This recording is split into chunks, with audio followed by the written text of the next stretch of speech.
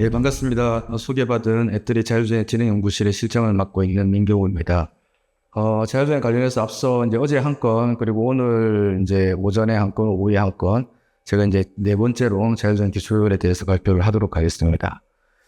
기본적으로 자율주행 기술의 개요, 그리고 전반적인 기술 동향, 그리고 국내 정책을 포함해서 자율주행 인공지능 기술에 대해서 발표를 하도록 하겠습니다. 자율주행 워낙 약간 좀 최근에 이제 최강을 많이 하다 보니 대부분 잘 아실 것 같습니다. 자율주행 기술은 크게 인지, 판단, 제어 기술로 이제 세 가지로 구성이 되어 있죠. 그래서 인지는 요거는 이제 perception이라고 하고 다중 센서를 입력으로 자율주행 차량이 자기 차량의 위치를 인식하고 주변의 정적, 동적 객체 그리고 도로 상황을 인식하는 기술이 되고 판단은 이제 목적지까지 가기 위해서 전략 경로 계획을 하고 주변에 있는 정적, 동적 객체와의 어떤 충돌 위험도를 분석해서 최종적인 행동 결정을 하고 로컬 패스라고 하는 지역 경로를 생성해서 이 지역 경로를 잘 추종할 수 있도록 종행 제어하는 제어 기술로 구성이 되어 있습니다. 우리가 자율주행 기술을 이야기할 때 이제 기본적으로 글로벌하게 자율주행 단계 또 레벨이라고 이야기를 하죠. 그래서 미국 자동차 공학회인 SAE라는 데서 단계를 총 그림에서 보시는 바와 같이 5개 단계로 구분을 하고 있습니다. 이 중에 자율주행 단계는 3단계부터 자율주행 단계라고 하고 그 이전 단계는 지금 이제 상용차에 많이 달려있는 ADAS 운전자 보조 시스템으로 이제 분류가 되고 있습니다. 자율주행 단계인 레벨 3부터 5단계의 차이를 좀 말씀을 드리면 첫 번째 레벨 3는 조건부 자동화가 되겠습니다. 그래서 비정상 위험 상황에 운전자가 대응하는 단계가 레벨 3인데 정확하게는 기술적으로는 이제 fail safe라고 해서 시스템에 뭔가 문제가 생기면 테이크오버가 발생해서 운전자가 이제 핸들을 잡거나 이제 브레이크를 밟아서 그 위험을 회피할 수 있는 그런 단계로 3단계가 되고 4단계는 이런 위험한 상황에 운전자가 아니고 시스템이 대응하는 단계가 되겠습니다. 그래서 예를 들면 이제 운전석이 없는 경우는 뭐 운전자가 없으니까 테이크오버를 할 수가 없겠죠. 그래서 이런 위험한 상황에 테이크오버가 없이 스스로 대응하는, 그래서 MRM이라는 기술인데 미니멈 리스크 매뉴버라고, 예를 들면 뭐 끝차로로 간다든지 정지한다든지 또는 안전지대로 이동한다든지 스스로 대응할 수 있는 단계가 레벨 4가 되겠습니다. 다만 이제 레벨 3, 레벨 4에서는 ODD라는 운영 설계 영역을 설계를 해서 자율주행을 하게 됩니다. 예를 들면 뭐 야간에는 자율주행이 되지 않는다, 또는 비가 강우량이 5mm 이상 올 때는 뭐 자율주행이 되지 않는다, 이렇게 운영 설계 영역을 디자인을 해서 그 ODD 내에서는 이러한 문제가 발생했을 때 시스템이 스스로 대응할 수 있는 단계를 레벨 4라고 이야기하고, 레벨 5는 사실 아직까지 굉장히 추상적입니다. 그래서 이러한 조건 없이, 사전 조건 없이 풀리 자율주행할 수 있는 단계가 레벨 5 단계가 되겠습니다. 기본적으로 뭐 자율주행 기술의 주인공은 자율주행 자동차가 되겠죠. 그래서 자율주행 자동차는 그 외에 사실 뭐 차량을 빼고 뭐 클라우드 기술이 있고 인프라 기술이 있을 수 있으나 그럼에도 불구하고 자율주행 자동차가 이제 주인공이겠죠. 그래서 이러한 자율주행 자동차는 자율주행 기술을 실현하기 위해서 다음과 같이 크게 센서와 프로세서 그리고 액추에이터로 구분이 됩니다. 센서는 사람의 눈에 해당하는 역할인데 가장 핵심적으로는 카메라, 라이다, 레이더, 초음파 센서를 쓰게 되고 추가적으로 이제 보조적으로 GPS 장치, 그리고 HD 맵이라는 고성능 맵 데이터, 그리고 어제 또 뭐 말씀을 들으셨겠지만 VTX 통신 장치를 통해서 실시간 주변 차량 또는 인프라와 협력해서 주행하기 위한 통신 장치가 자율주행 차량에서 이제 센서에 해당되고 이제 하드웨어에 해당되는 거죠. 그리고 두 번째로는 이제 프로세서라고 이야기하는데 사람이 이제 두뇌에 해당합니다. 그래서 입력되는 센서를 기반으로 앞서 말씀드렸던 인지 판단, 제어, 이제 인공지능 기반의 이런 소프트웨어가 동작을 하면서 이런 소프트웨어를 구동할 수 있는 저전력 고성능의 오토모티브 컴퓨팅을 포함한 프로세서가 되고, 세 번째가 사람의 손발에 해당하는 액추에이터가 되겠죠. 그래서 종방향과 행방향을 전자제어, 뭐 기계식으로 하지 않고 전자적으로 제어를 하기 위한 브레이크 스티어링 엑셀 등의 액추에이터가 되겠습니다. 이제 최근에 이제 우리나라가 또 이제 통신 강국이다 보니 이제 VTX 통신 장치에 대한 기술이 개발이 뭐 열심히 되고 있습니다. 그래서 이 VTX 통신 장치는 우리가 흔히 쓰는 핸드폰에서 쓰는 이제 상용망인 LTE 5G와는 좀 다르게 주파수 대역도 다르고 무료로 쓸 수 있는 주파수 대역을 활용을 해서 이러한 자율주행 차량과 협력 주행하기 위해서 기술이 개발되고 있습니다. 그래서 지금 이제 오른쪽 위에 보시면 V2X는 이제 기존의 웨이브라는 통신 방식으로 우리나라에서 이제 표준으로 진행이 되고 있다가 최근에 작년에 이제 LTE V2X로 통신 방식이 바뀌었고 향후에는 당연히 5G NR V2X라는 통신 방식으로 가는 그런 추세에 있습니다. 이런 웨이브 LTE 5G NR V2X는 통신의 스루풋이라고 하는 성능이 당연히 높겠죠. 그래서 데이터 레이트 그리고 레이턴시가 굉장히 성능이 높습니다. 그래서 이러한 통신 기술을 이용해서 이제 실시간 주변과 어떤 소통을 하면서 자율주행을 하게 됩니다. 그래서 인프라에 달리는 센서를 이제 RSU, 로드 사이드 유닛이라고 하고 자율주행 차량에 달리는 통신 장치를 OBU, 온보드 유닛이라고 이야기합니다. 이런 통신 장치는 자율주행에서 과연 어떤 도움을 줄까 이제 생각을 해보시면 첫 번째는 이제 인프라와 협력 주행을 할 수 있습니다. 우리나라 같이 굉장히 이제 복잡한 환경에서는 그 자율주행 차량이 아무리 뭐 센서가 발전했다고 해도 음영 지역이 생기기 마련입니다. 그래서 그러한 음영 지역에 대한 어떤 인지하지 못하는 부분을 인프라의 도움을 받는다든지 또는 복잡한 뭐 양방향 1차로에 그 뭐 오고 가도 못하는 상황이 발생할 수 있는데 그런 상황에서 인프라가 약간 이제 주행 우선권을 준다든지 그런 식으로 인프라와 협력 주행하는데 이런 V2X 통신 장치가 활용이 될 수도 있고 두 번째는 이제 차량 간 통신입니다. 커넥티드 차량 간 협력 주행인데 역시나 이제 자율주행 차량과 주변에 있는 자율주행 차량 또는 커넥티드 차량 즉 OBU 통신 장치가 달려 있는 차량이 있다면 협력 주행을 할 수 있습니다. 예를 들어서 내가 지금 뭐 차선 변경을 할 테니 네가 조금 양보를 해줘. 또는 내가 지금 긴급 차량인데 네가 좀 앞길로 좀 비켜줄래? 뭐 이런 식의 니고시에이션을 하는 거죠. 협상을 해서 보다 안전하게 그러니까 자율주행할 수 있는 그런 통신 장치를 활용한 자율주행 기술이 발전을 하고 있습니다. 그래서 이제 자율주행 기술이 이제 굉장히 다양한 뭐 기술의 융합체이기도 하고 약간 이제 뭐 저희 주관적인 해석일 수 있는데 제가 자율주행 기술에 어떤 요소 기술들이 필요하고 그 약간 우선순위라고 할까요? 이제 필수와 약간 옵션을 제가 좀 말씀드리고 싶습니다. 첫 번째, 앞서 말씀드린 바와 같이 당연히 자율주행 차량은 차가 주인공이죠. 그래서 차량 플랫폼이 있어야 됩니다. 이 차량 플랫폼이라 하면 기계적으로 동작하는 게 아니고 전자 제어로 차량을 구동할 수 있는 이런 차량 플랫폼이 있어야 되고 두 번째는 자율주행의 입력은 제가 이제 다동 센서라고 말씀을 드렸고, 그런 어떤 센서 기술이 굉장히 빠르게 발전을 하고 있고요. 그리고 이제 하드웨어 측면에서는 이런 인지 판단 제어 소프트웨어를 구동할 수 있는 오토모티브 컴퓨팅입니다. 그래서 XPU라고 하는 뭐 NPU, GPU 등 CPU 등의 프로세서 등 이제 고성능 저전력을 기반으로 하는 이런 컴퓨터 하드웨어 기술, 그리고 핵심인 자율주행 소프트웨어 인지 판단 제어 소프트웨어 기술이고, 이제 소프트웨어는 당연히 뭐 인공지능의 핵심입니다. 그래서 인공지능 기술로 이제 동작을 하게 되고, 역시나 기계 학습을 위해서는 굉장히 많은 학습 데이터셋이 필요하겠죠.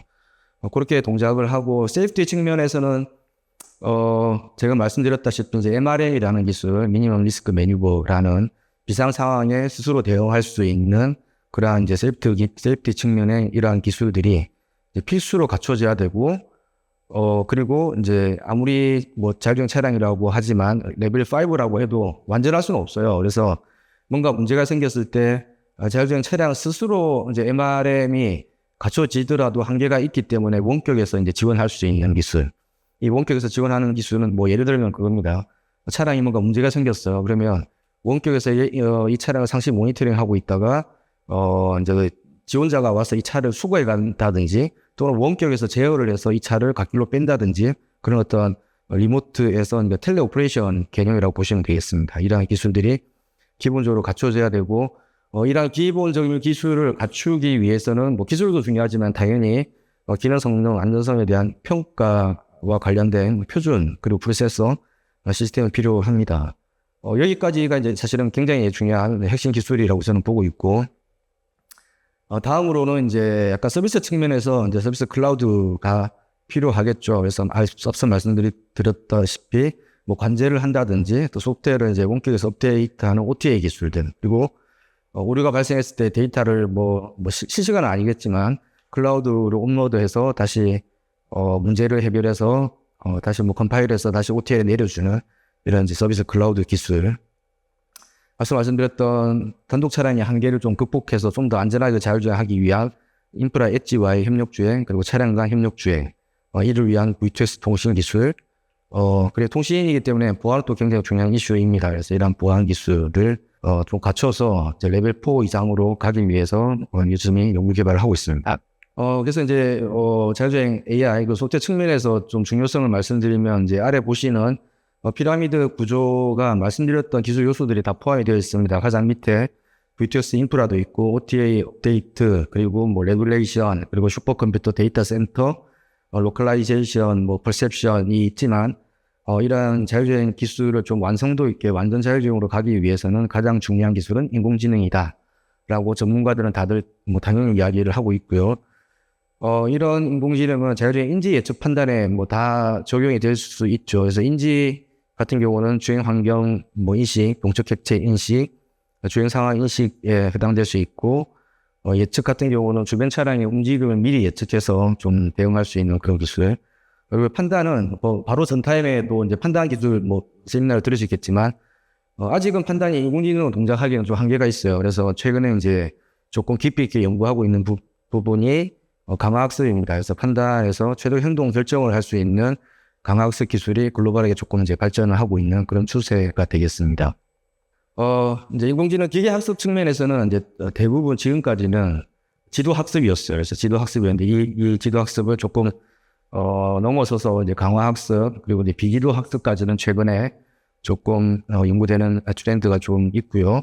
오른쪽에 보시면 이제 오른쪽 위에 그림은 자율주행의 이전에 ADAS 또는 자율주행 레벨 3에서 접근하는 방법이 되겠습니다. 그래서 센서의 지능화입니다. 그래서 죄송합니다. 아래쪽입니다. 그래서 지능 센서의 접근 방법은 개별 센서에 인공지능 모델을 추론할 수 있는 반도체가 탑재가 되어서 개별적인 어떤 인지를 처리하는 그러한 부분이고, 레벨 4 이상 완전 자율주행으로 가기 위해서는 이제 중앙 집중형으로 센서는 센서의 본인의 역할인 센싱된 로 데이터만 전송을 하고, 그리고 중앙 컴퓨터 장치에서 이제 고성능의 인공신경망을 추론할 수 있는 반도체가 있어서 이들을 센서를 융합해서 인공지능 추론할 수 있는 그렇게 기술이 발전하고 있습니다.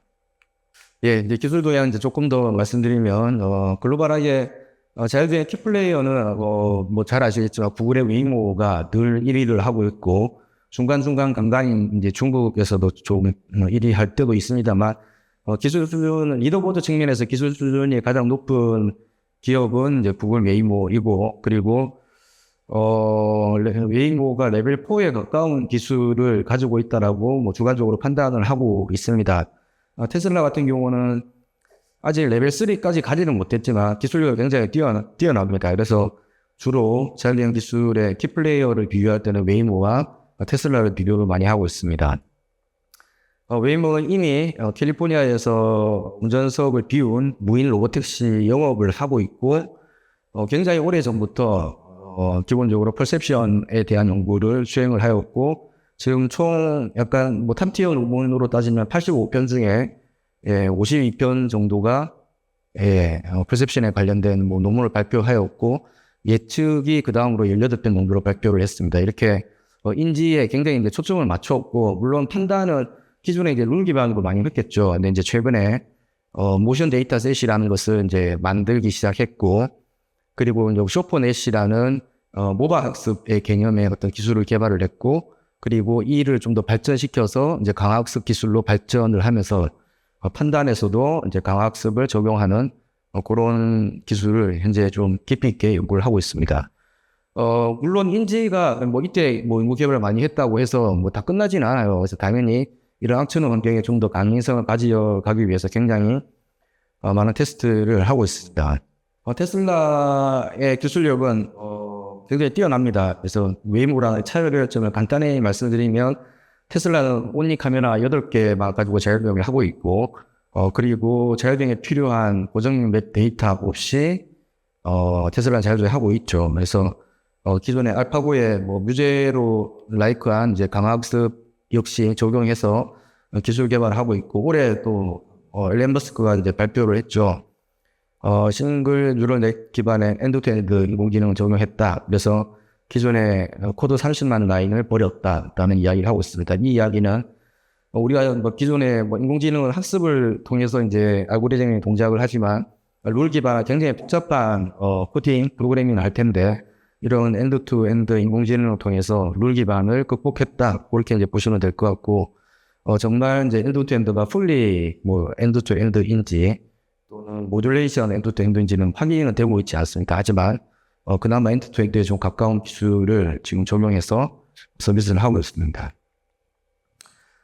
그래서 이제 자율주행은 인공지능이 중요하기 때문에 역시 데이터셋이 중요하죠. 그래서 글로벌하게는 굉장히 많은 데이터가 아주 오래전부터 공개가 되었고, 가장 많이 활용되는 데이터셋이, 위에 보시는 웨이모가 2010년부터 공개한 데이터셋, 그리고 이제 밑에 있는 부분이 그 이전부터 공개한 전실, 이제 FT루, 그리고 이제 누실즈라고 하는, 지금 이제 모셔널로 바뀌었지만, 그런 데이터셋을 가장 많이 활용을 하고 있습니다. 그래서 데이터 핸들은 굉장히 유사합니다. 웨이모의 인지랑 관련된 뭐 라이다 3D 객체, 카메라 2D, 보행자 스켈레톤, 라이다 3D 세그멘테이션, 누신즈도 마찬가지 뭐 비슷한 형태의 학습 데이터셋을 공개를 하고 있고, 한 3, 4년 전부터 추가적으로 공개하고 있는 데이터셋이 이제 모션 데이터셋입니다. 이 데이터셋은 주로 이제 프리딕션 그리고 이제 강화 학습을 위해서 데이터셋을 공개를 하고 있고, 역시나 비슷합니다. 모션 데이터셋, 그리고 누플랜, 누신지는 인지에 관련된 부분, 누플랜은 플래닝, 자율주행 판단에 관련된 모션 데이터셋을 이제 뭐 공개를 하고 있습니다. 그래서 이렇게 이제 공개된 데이터셋들은 뭐 잘 아시겠지만 리더보드를 통해서 다양한 이제 컴피티션을 통해서 뭐 기술 수준도 좀 올리고 하고 있는데 특이한 점은 과거에는 이제 프리시전, 정확도가 이것은 굉장히 중요하죠. 하지만 정확도뿐만 아니게 또 중요한 부분이 레이턴시입니다. 왜냐하면 자율주행 차량이 뭐 굉장히 고속으로 달리기 때문에 기본적으로 인지 판단 제어 전체 룹 사이클이 100ms 이하로 동작을 하게끔 최적화해서 뭐 동작을 하고 있기 때문에 이런 인공지능 모델들이 정확도뿐만 아니고 처리 속도 또한 중요하다. 이러한 처리 속도를 높이기 위해서 뭐 다양한 기법들이 있죠. 모델 경량화도 하고 뭐 최적화하는 다양한 방법들이 있습니다. 예. 글로벌하게 이제 미국 웨이모 그리고 뭐 테슬라 등이 굉장히 기술 수준은 높지만 여전히 사고는 발생 안 할 수가 없어요. 그래서 최근 사고를 보시면 미국의 웨이모랑 같이 무인 자율주행 영업을 하고 있는 GM 크루즈가 사고 좀 많이 났고 테슬라는 사실 그 전부터 굉장히 좀 사고가 많이 났었죠. 그리고 올해 이런 일들이 있었죠. 약간 이제 테러가 났는데 이 테러가 난 게 이제 오른쪽 보시면 국민 수용성이 약간 문제가 있었다라고 좀 생각을 하고 있고, 그래서 이제 조금 더 신뢰성 높은 기술을 확보해야 되지 않나, 그렇게 생각을 하고 있습니다.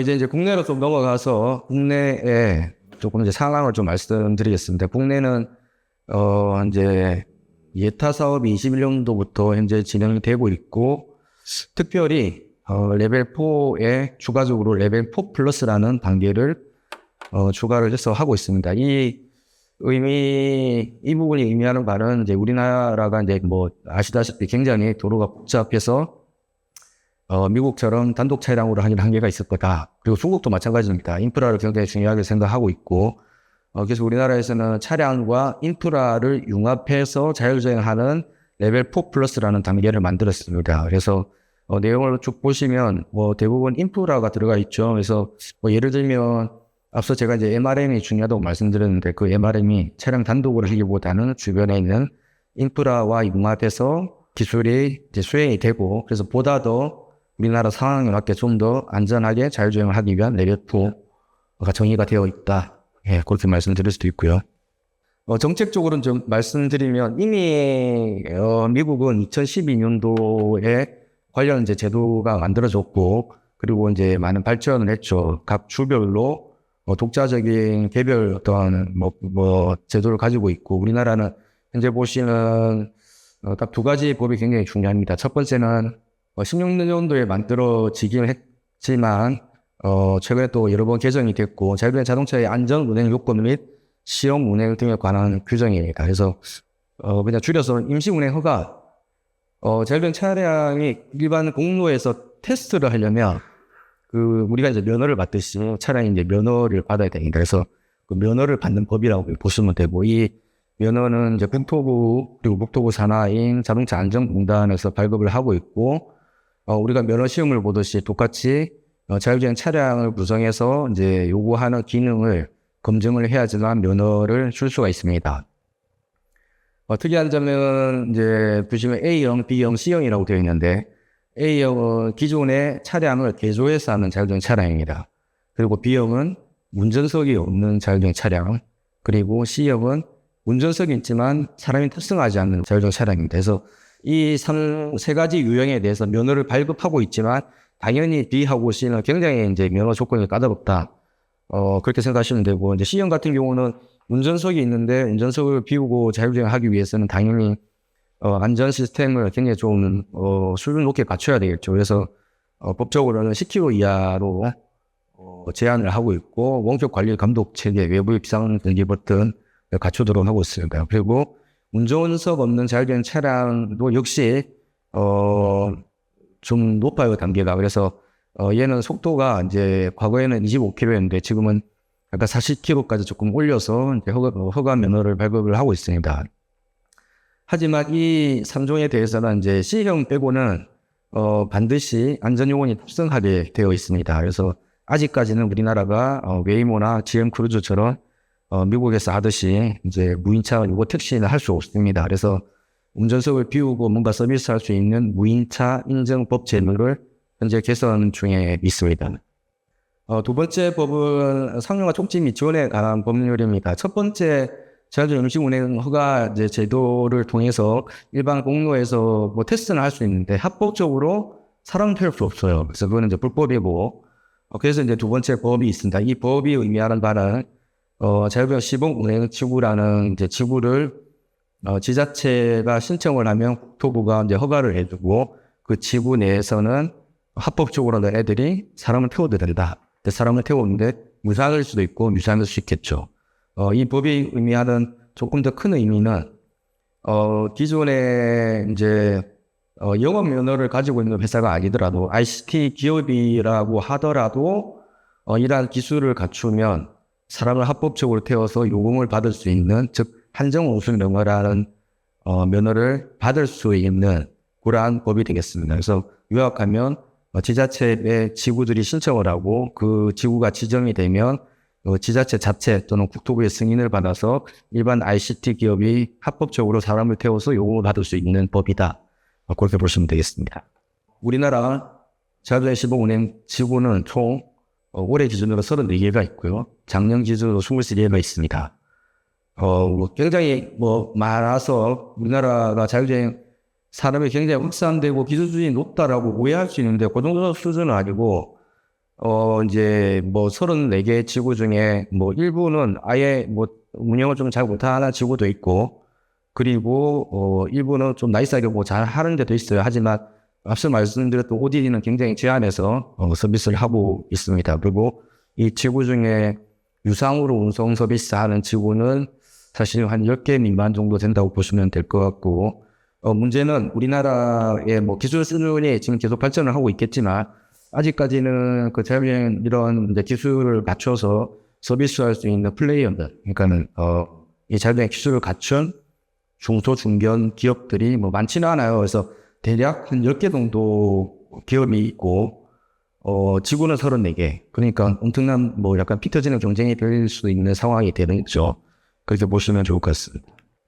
우리나라 역시 이제 자율주행 기술은 예타 사업을 통해서 21년부터 조금 본격적으로 기술 개발을 하고 있고 인공지능 측면에서는 굉장히 많은 데이터를 공개를 하고 있습니다. 첫 번째는 한국지능정보사회진흥원에서 21년도부터 인공지능 데이터 댐 사업에 보시는 3D 객체 검출 그리고 세그멘테이션, 디노이징 이런 기술 이런 데이터를 공개를 하고 있고 역시 또 저희 애트리를 포함해서 카카오 모빌리티 등이 자율주행 기술 개발 혁신 사업이라는 예타 사업을 통해서 구축된 데이터셋을 공개를 하고 있습니다. 그래서 품질 측면에서는 제가 좀 감히 말씀을 드리면 이제 사실 저희들이 직접 데이터를 구축해서 자율주행 차량에 적용해서 쓰고 있으니까 조금 더 데이터의 품질은 높다라고 좀 말씀을 드릴 수가 있고, 특히 이제 애들이 AI 나눔에 가시면 과거에는 샘플 데이터만 제공을 했는데 현재는 이제 풀 데이터셋을 제공하고 있습니다. 그래서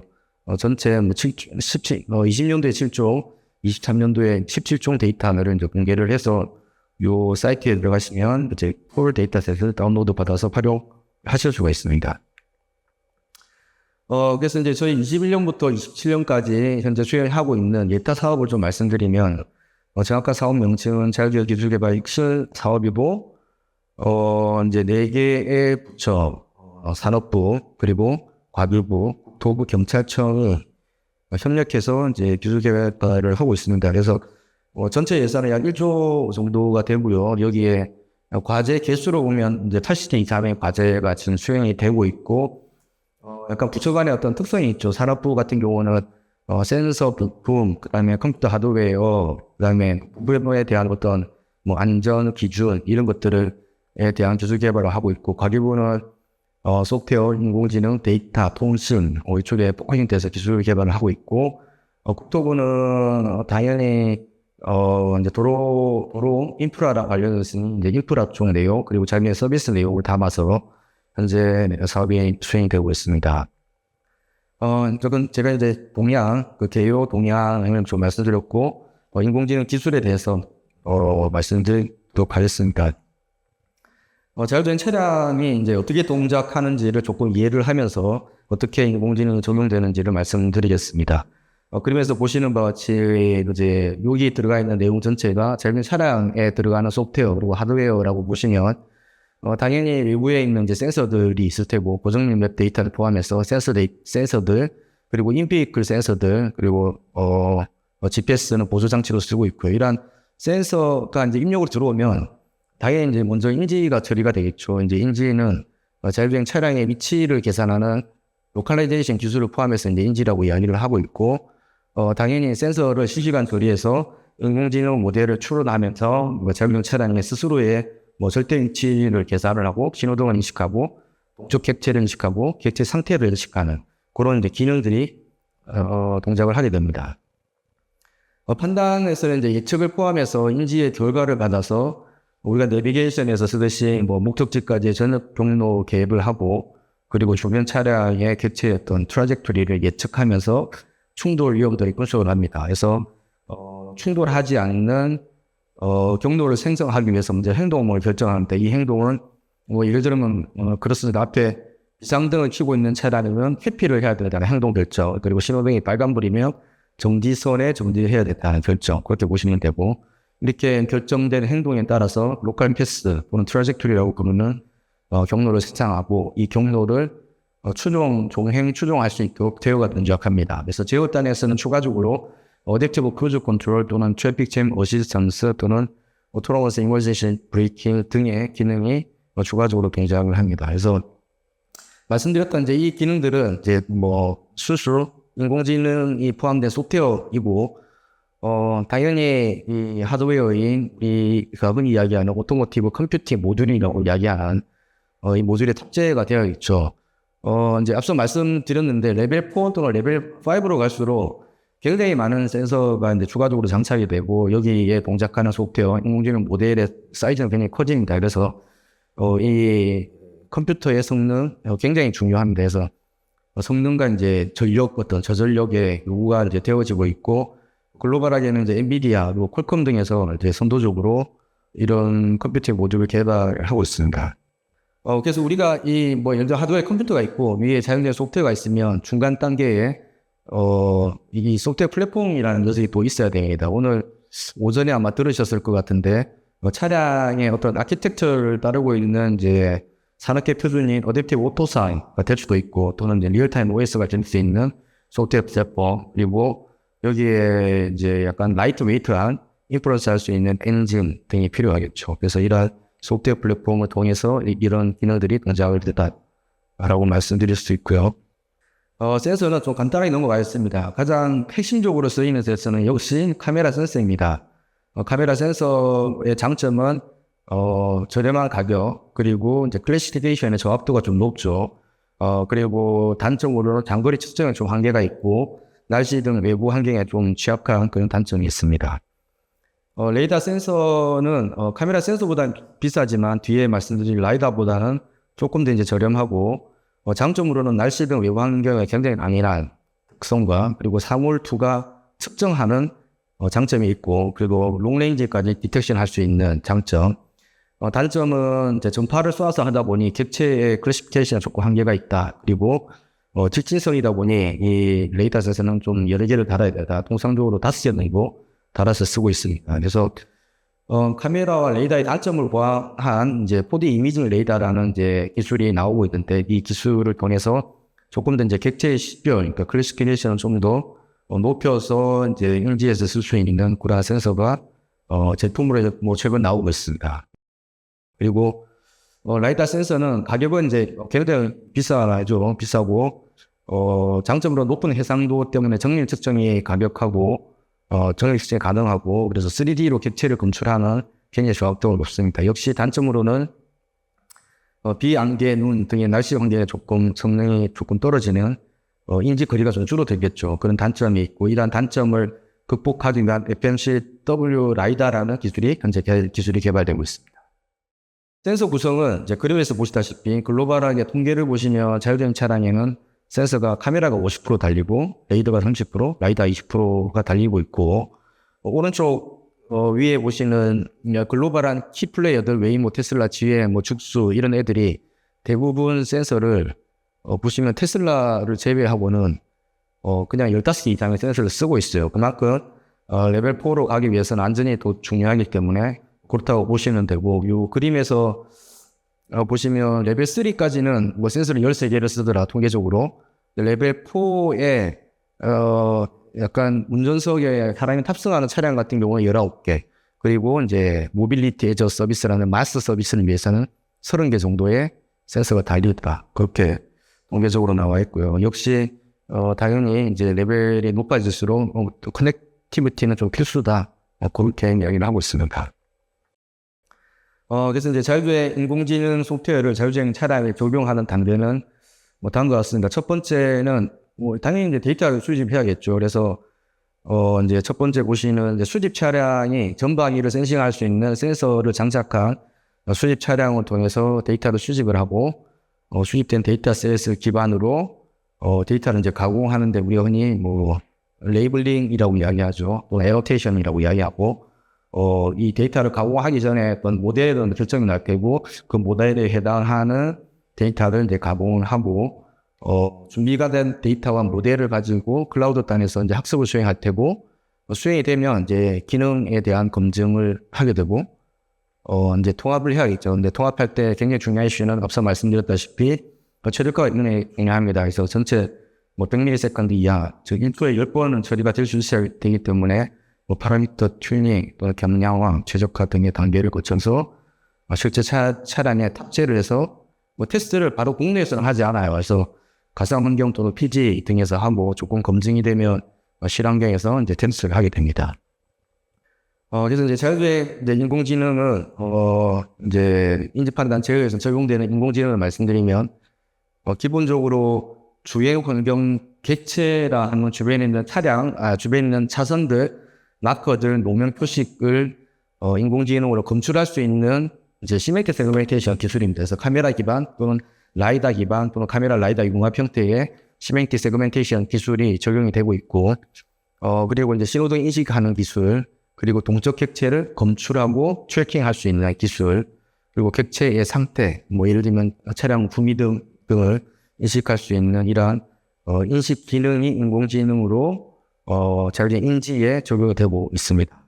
판단은 이제 기본적으로는 아직까지는 룰 기반으로 대부분 하고 있습니다. 다만 타 차량의 트래젝토리 예측 같은 경우 이제 자율주행 차량이 가고 있는데 해당 차로로 커팅하는 차량을 미리 예측해서 속도를 줄인다든지 또는 횡단보도로 진입하는 보행자를 예측해서 줄일 수 있는 그런 이제 예측 부분이 인공지능이 좀 적용이 되고 있습니다. 그래서 이제 이러한 부분들이 앞서 말씀드린 이제 모가 학습이나 강화 학습으로 가면 뭐 모듈러 엔드-투-엔드라고 부를 수 있는 그렇게 인공지능 기술로 이제 발전을 하고 있습니다.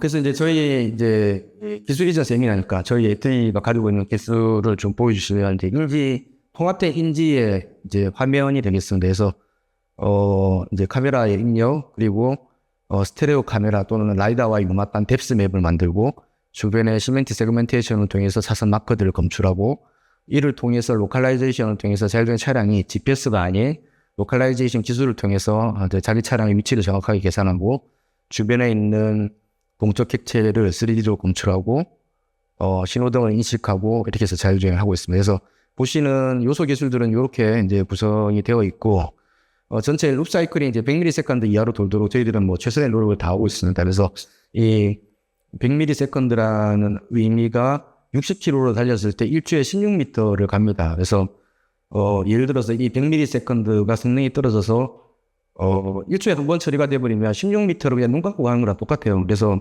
이런 100ms로 동작하기 위해서 뭐 여러 가지 방법이 있어요. 첫 번째는 앞서 말씀드린 모델도 정량화하고 그 외에 소프트웨어를 최적화하고 또는 뭐 GPU를 더 늘린다든지 하드웨어 성능을 좀 더 높인다든지 그렇게 해서 최적화를 하고 있습니다.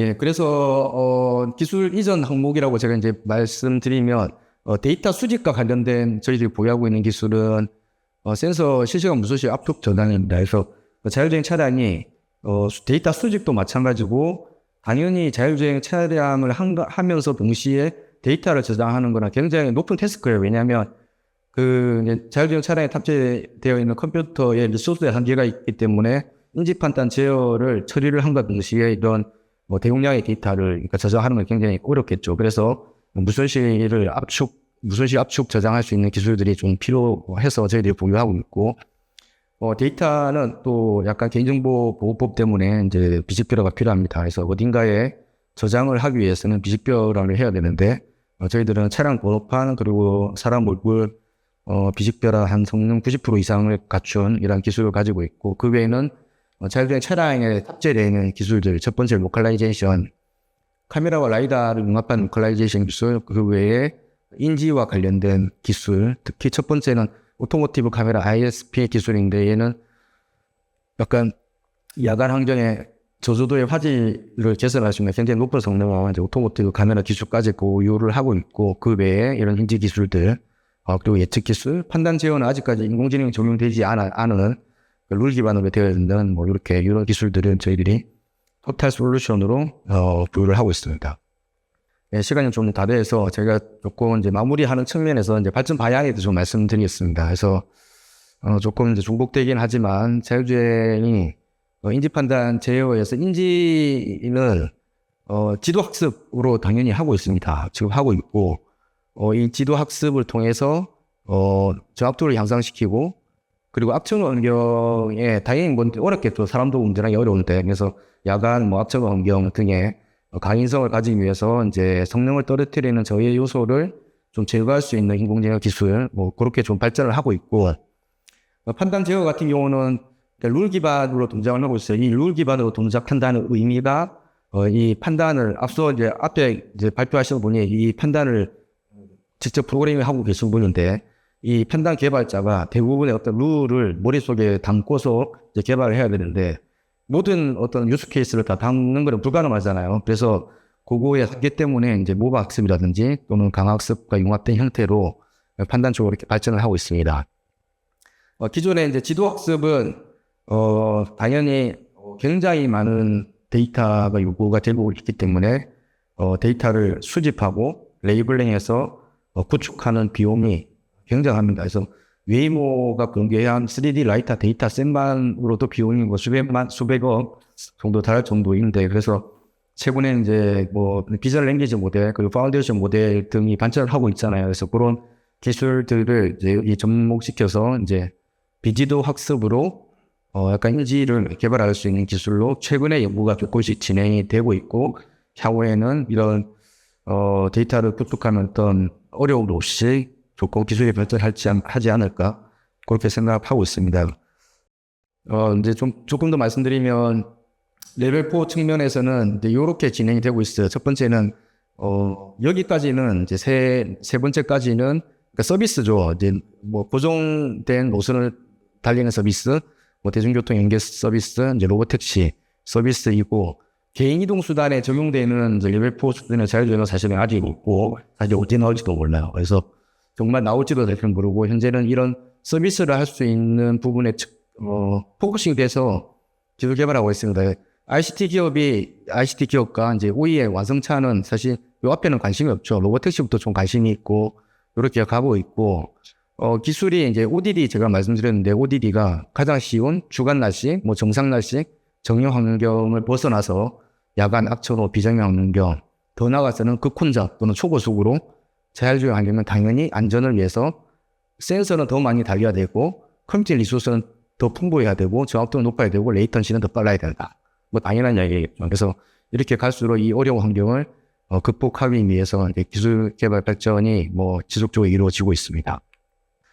그래서 저희들 추가적으로 기술 개발하고 있는 게 첫 번째가 악천후 비정형 복합 환경 층리스 자율주행 인지 기술이라고 이제 그겁니다. 예를 들면 ODD에서 강우량이 5mm 이상이면 자율주행 못하니까 이제 정지해야 돼. 그 ODD 엑시트 발생하는 거죠. 근데 그게 아니고 강우량이 5mm 이상이면 그 속도를 기존 60에서 뭐 30km로 줄여서 자율주행 할 수도 있잖아요. 그런 끊김없이 연속적으로 자율주행 할 수 있는 그런 기술을 개발하는데 그 내용은 첫 번째 센서의 블라키지 디텍션, 뭔가 이물질이 끼었든지 또는 뭐 비가 오든지 눈이 오든지 그런 것들을 디텍션해서 클리닝하는 기술. 날씨 상황도 센서로 인지를 해서 디노이징하는 기술. 이를 통해서 디가디드 드라이빙 팔럿이라는 이제 속도를 줄이든지 매뉴얼을 제한해서 스무스하게 자율주행할 수 있는 그런 기술들을 이제 개발하고 있습니다. 그래서 예시는 인지 저해 요소를 제거하는 디노이징 기술이고요. 지금 라이다 비가 많이 오는 환경에 이런 이제 노이즈들을 이제 인공지능으로 제거하는 기술. 그리고 앞서 이제 공사하는 구간도 비정형 인지를 회피하는 기술, 뭐 그런 것들을 지금 개발하고 있고, 이 강화학습은 이제 판단에 말씀드렸다시피 룰 기반 한계를 극복하기 위해서 기술 개발하고 있습니다. 올해 이제 시작을 하고 있고, 조금 이제 한 4년도 정도 지나면 실차에 적용할 수 있는 그렇게 기술이 확보되지 않을까 생각하고 있습니다. 그래서 뭐 이렇든 저렇든 저희들은 이런 굉장히 복잡한 악천후 비정형 혼잡 환경에서 안전 편의 효율을 극대화할 수 있는 자율주행 기술을 개발하고 있습니다. 네, 이상 뭐 발표를 마치도록 하겠습니다.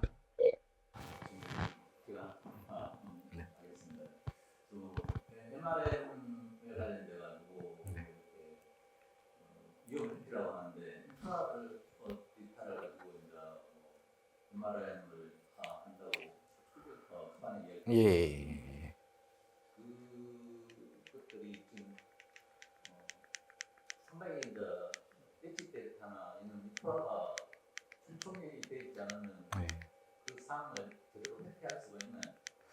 예, 그래서 이제 말씀을 드리면 이제 MRM이 차량 단독으로는 사실 이제 한계가 있을 수 있잖아요. 그래서 차량 단독으로 할 수 있는 건 차량 단독으로 하고 이제 안 되는 부분은 이제 두 단계예요. 그러니까 인프라의 도움을 받거나 또는 클라우드의 도움을 받겠다. 두 가지고 예를 들면 당연히 이 통신이 달려 있는 RSU 인프라 엣지가 통속에 박혀있지 않겠죠. 왜냐면 비용도 굉장히 비싸고 저거 하나 설치하는데 5천만 원 정도 듭니다. 그래서 그거까지 이제 되려면 먼 미래에 좀 가능할 것 같고 그럼에도 불구하고 주변에 인프라가 있다면 뭐 예를 들면 그러니까 이 차량에 문제가 있다라고 양방향 통신을 통해서 알려주면 인프라가 그래 그러면 저기 갓길까지 가는 길을 내가 알려줄게 또는 갓길까지 갈 수 있도록 내가 제어해줄게 이렇게 할 수 있는 게 이제 인프라 협력이죠. 근데 만약에 인프라가 없다면 이제 클라우드 단에서 해야 되는데 클라우드 단에서는 조금 더 인프라보다는 리소스가 풍부할 수 있으니 다만 통신의 레이턴시는 문제가 될 수 있죠. 여기서는 뭐 상용망을 쓸 수도 있고 또는 주변에 뭐 이 RSU가 있으면 다행이지만 없으면 상용망을 쓸 수밖에 없으니까 이제 자율주행 차량의 그 통신 성능에 따른 얘의 어떤 가능한 센서 데이터를 받아서 클라우드 단에서 얘를 실시간으로 뭔가 분석을 하고 인공지능을 통해서 얘가 회피할 수 있는 기술을 뭐 경로를 자동으로 만든다든지 또는 이를 통해서 이제 원격에서 운영자가 원격 제어를 통해서 이제 각별로 움직이게 한다든지 그렇게 하고 있습니다. 그래서 사실은 이제 미국 같은 경우는 이제 클라우드 단에서 원격 어시스턴스로 포커싱을 하고 있고 중국은 조금 더 원격 제어를 할 수 있는 그런 식으로 기술을 좀 개발하고 있고 우리나라는 요거 더하기 인프라에서도 한번 해보자 라고 해서 지금 예타 사업에서 지금 연구를 수행하고 있습니다. 감사합니다.